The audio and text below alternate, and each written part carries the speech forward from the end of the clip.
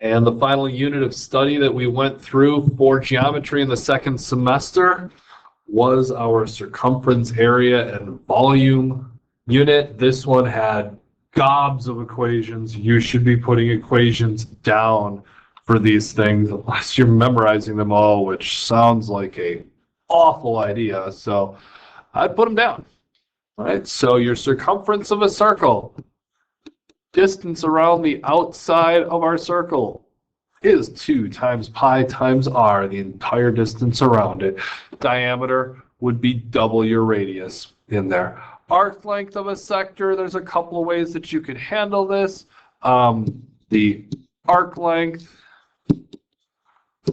divided by the circumference is equal to our x over our 360 degrees. That was our proportion method of how to handle this particular thing. The other option is to kind of find the entire circumference and then multiply it by the fractional amount of the circle that you have. That's really what the x over 360 represents. Area of a circle, so now we're looking for the entirety on the inside. That is area equals pi r squared. So that will find you all of the space on the inside, whereas what circumference will find is the distance all the way around the outside of this particular shape. Area of a sector, so now we're going to be looking for our sector area over our pi r squared equals x over 360 degrees in there. So much like what we saw with the arc length, a proportion, plug the things in that you know. You're either going to be given the sector area and x, and you need to find r, or you're going to be given the radius and the sector area, and you need to find x. Like 2 of those 3 things you're going to be given, you need to find the other one. Area of a polygon. This one is kind of yucky. Our area is half times a times p, where a is the apothem. We'll see an example of that coming up in just a little bit. And p stands for the perimeter, the entire distance around the exterior of our polygon. You might need to use some trigonometry to find one or both of those little a and capital P values. That makes that particular one a little bit ugly for some of us. Area of a rhombus or a kite. So the area here is 1/2 multiplied by the length of the first diagonal times the length of the second diagonal. So we're going to pretend that's a rhombus there. Our diagonal 1 would be this length. Our diagonal 2 would be this length. You need to find both, multiply them together, and take half of it. Or you've got your kite. Your diagonal 1 would be this length. Your diagonal 2 would be this length. Multiply those lengths together and take half of it. Doesn't matter if you flip-flop which one's diagonal 1 and diagonal 2. You just need the full lengths of those particular pieces there. Then we got into volumes. So cylinder, prism, pyramid. The cylinder relates to a circle. It's got a circular top, a circular bottom. Think of this kind of like a soup can, soda can, whatever. It's got a height. It's got a radius. Our volume is going to be the area of the circular top, pi r squared, times how tall it is. Pi r squared times h. A prism, well, now this is going to depend on what the base is, but the sides or the faces are going to be rectangles for our prism. And what we're going to say here is capital B times h. You're going to have to calculate the area of the base. That base very possibly could be a polygon, and you could be back to half little a times p to try to figure out this big B in here before you can multiply by the height. That's going to depend. Maybe we get lucky and it's a triangle for the base, and it's half base times height.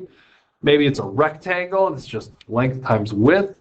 But if it's something like a pentagon or a hexagon or an octagon, yeah, we're going to have to go back to that area of a polygon equation. The volume of our pyramid. Similar strategy, we're going to take 1/3 of the base times the height. So once again, the base of that pyramid, hopefully it's a triangle or a rectangle or a square or something where the area is very easily to calculate. If it is not, the capital B in these couple of cases will take you back to utilizing this formula, which could require you to utilize some SOHCAHTOA trigonometry to figure out one of those pieces. Moving right along then. Surface area and volumes, cone and a sphere in here. So for our ice cream cone type shape, we've got our radius, we have our slant height here, which is like this length over there, and we've got our height h from the center to the top in there. To calculate your surface area, this is going to equal pi r squared, that is the area of the circular base, added to pi r times the slant height. That will calculate the distance around the outside, the exterior portion of the cone. The volume then is going to be similar to our cylinder from the last one, pi r squared times h. The difference here is going to be that it is 1/3 of that. So I typically write this as just divided by 3. Some of your teachers may have written it as 1/3 pi r squared h. That is the same thing. I just feel like students would rather have just the divided by 3 rather than multiplying by the fraction 1/3 in the front. Your choice. And then the sphere. Sphere is an easy one. Sphere is a three-dimensional circle. The only thing you need in a sphere is the radius. You think of it like a basketball. I need to know the radius of it, and to calculate out the surface area, it will be 4 times pi r squared in there. To calculate out the volume, it will be 4/3 pi r cubed. All you need is the radius, but that is a lot of formulas. You may need some pictures to help you identify some of the values in there as well. That's kind of your call on how much of that you need to put in there. But if you put none of those formulas down and you're just going off of thinking you're going to memorize it all, oh goodness, I think you're in for a bad time on some of those problems. And there's plenty of points on the final related to this unit. Okay, so here we go, trying to do one of those area of a polygon things. I've given you a pentagon. We are trying to figure out what we've got for our area of the entire shape. So what we're going to be getting here is an assumption that this is a regular shape, which means if I was to cut this thing up, that would create 5 congruent triangles. So if I can calculate the area of one, I can just multiply it by 5. That's kind of the game plan of what we're going to do here. The formula, though, is half apothem times perimeter. So it would be really sweet if either one of those things was given to us. They didn't. They gave us, unfortunately, in this case, one of these lengths from the center to one of the vertices. That's like the worst case scenario. That's why I did this one, so that you could see what you might need to do for these. The first thing you have to do is take 360 degrees and divide by, we have 5 triangles here. That means each of these central angles is 72 degrees. They add up to 360. Now what you're next going to do is we're going to have to draw out a triangle that is half of one of these. That's going to force us to create a right triangle. So I'm going to pull that out.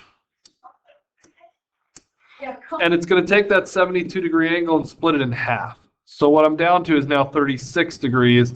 I do have this as 12 though still, because that was the one piece of information that was given to me. So here's the deal. This height is your apothem. We need to figure out little a. I call this x usually. This length helps us to figure out the perimeter because this is x, this is 2x, 2x, 2x, 2x. So if I can figure out x, I can figure out the perimeter all the way around the shape in here. So I'm in a right triangle. It is not a special right triangle. So I cannot use 30, 60, 90 or 45, 45, 90 rules. Instead, I have to say, well, from this 36-degree angle, this one's my opposite, this one's my adjacent, this one's my hypotenuse. Set up, SOHCAHTOA. Let's calculate the apothem first. So I've got want the adjacent. I was given the hypotenuse. Adjacent and hypotenuse requires a cosine. So the cosine of my angle equals the adjacent over the hypotenuse. You could put the cosine over 1 and cross multiply. This one's a little easier because you could just multiply both sides by 12 and get a alone. So when you do 12 times the cosine of 36, your calculator should give you 9.71-ish. That's how tall my apothem is. Now at this point, you could find x by doing the Pythagorean theorem. X squared plus 9.71 squared equals 12 squared.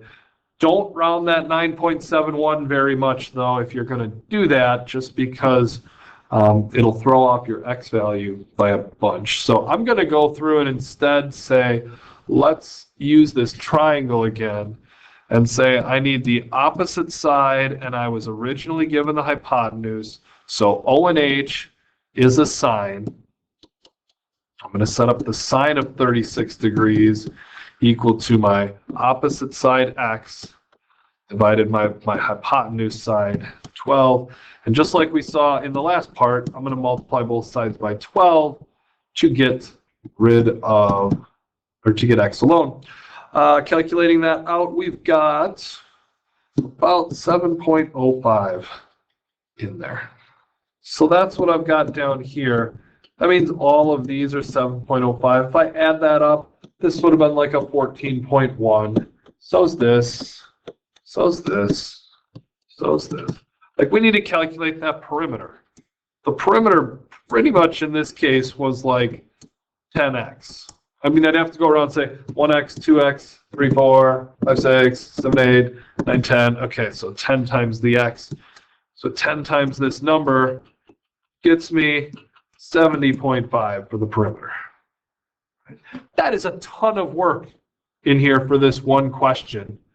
And the last thing I have to do is go to the equation. Area is half of, where's little a? I got it here. Okay, so 9.71 times, where's my perimeter? Got that here, 70.5. That's going to get me 342.28. I didn't throw units on this anywhere, so I guess units squared. Whoa.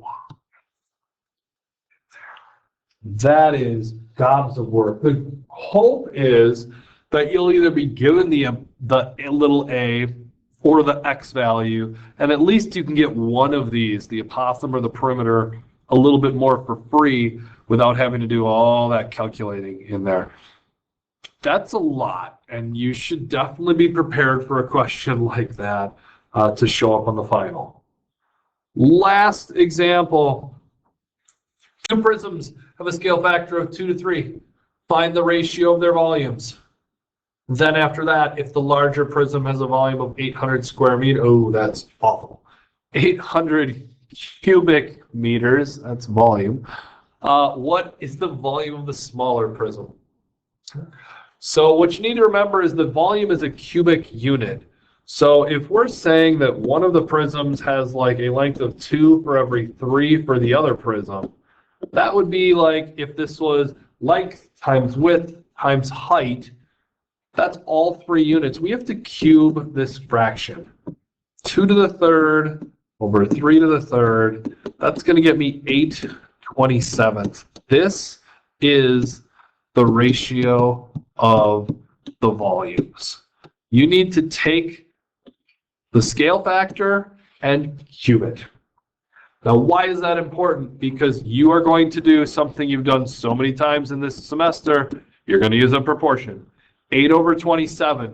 That means the 8 is coming from the smaller prism, the 27 from the bigger prism. And the second sentence said, if the larger prism had 800 meters cubed, so the larger one's in the bottom, what is the smaller volume? Okay, goes up top. One last time, cross multiply. These guys will get us 6,400. That equals 27 times the volume. And when we divide those by 27, we're going to get that our smaller prism has approximately a 237.04 cubic meter volume in there. It is certainly smaller than the bigger one was here, and it is by a proportional amount in there as well.